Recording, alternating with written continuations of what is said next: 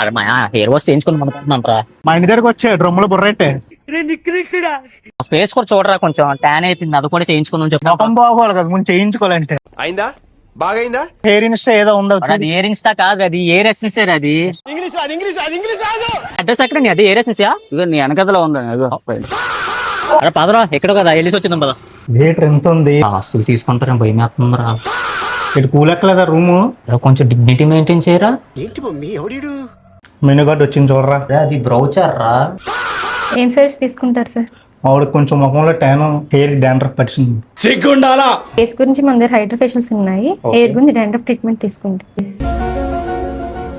Okay మేము అయితే ఇక మొదలెడదామా? అబ్బా ఎంత మెత్తగా ఉందిరా బాబా. వీడెవడో భావరక్షణ చేస్తున్నాడు చైల్డ్ ఆర్టిస్ట్. కొద్ది ముఖం వెనక్కి అట్టండి, యాసిడ్ అది. అమ్మయ్య, వీళ్ళు క్లినిక్ వచ్చిన తర్వాత వీళ్ళు సర్వీస్ చూసిన డాండ్రఫ్ అంతా పోతుందని చెప్పి నమ్మకం వచ్చిందయ్యా. హాయిగా ఉంది కదా మసాజ్ చేసినట్టు. మసాజ్ కాదురా, అది డాండ్రఫ్ రిమూవ్ చేస్తున్నారా నాయన. Sorry bro. ఓడి అమ్మ, ఇదంతా చూసి నాకు ఇంత డాండ్రఫ్ ఉందని చెప్పి అస్సలు అనుకోలేదు. వీళ్ళు క్లయింట్స్ ని ఎంత బాగా చూసుకుంటున్నారు, మీ ఊహలకే వదిలేస్తున్నా. జస్ట్ నాకు ఇప్పుడే hair dandruff removal process complete అయ్యింది. ట్యాన్ రిమూవల్ కోసం హైడ్రా ఫేషియల్ చేస్తానన్నారు. సమ్మర్ లో బయట ఎక్కువ తిరిగేవాడిని నేను, సో ట్యాన్ అనేది నాకు చాలా ఎక్కువ పట్టేసింది. వీళ్ళు మనకు హైడ్రా ఫేషియల్ చేస్తున్నప్పుడు ఫ్రెండ్లీగా అన్ని సర్వీసెస్ గురించి ఎక్స్ప్లెయిన్ చేశారండి. మన ఫేస్ ని ఎలా కేర్ చేసుకోవాలో అండ్ ఏ సన్ స్క్రీన్ వాడాలో కూడా చెప్పారండి.